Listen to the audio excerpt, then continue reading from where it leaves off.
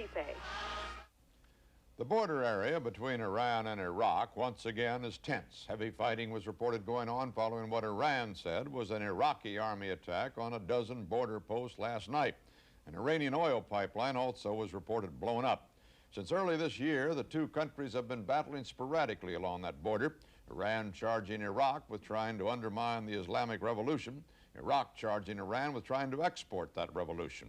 More on this from Doug Tennell in Baghdad.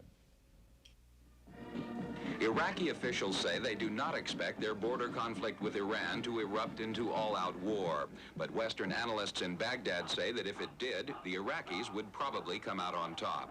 Iraq's 190,000-man army has been lavishly equipped by the Soviet Union. It is backed up by an estimated 250,000 reserves, making it the largest ground force in the entire Persian Gulf.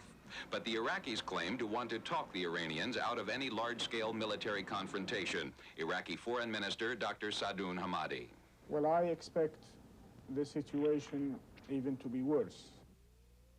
Unfortunately, the new regime in Iran is under an illusion that it is the center of a world revolution that should be exported to other countries. The Iraqis charge Iran with bringing its revolutionary zeal here to the Shiite Muslim strongholds of southern Iraq. Iraq's Shiites share a common cultural and religious heritage with Ayatollah Khomeini and his fellow Iranian clergymen.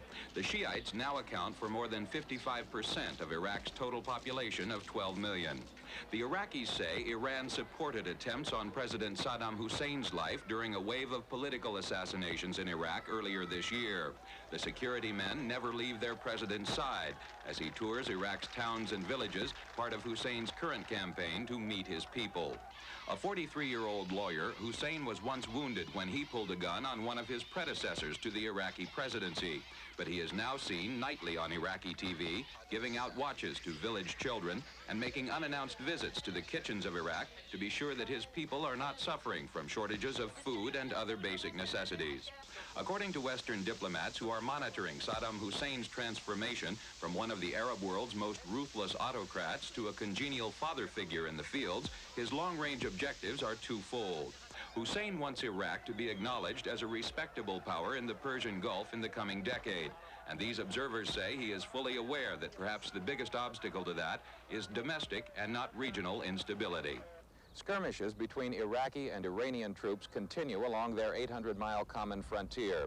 But diplomats here say that the Iraqis are in more defensive than offensive positions now. The Baghdad government appears to be far more concerned with security at home among a potentially hostile religious majority.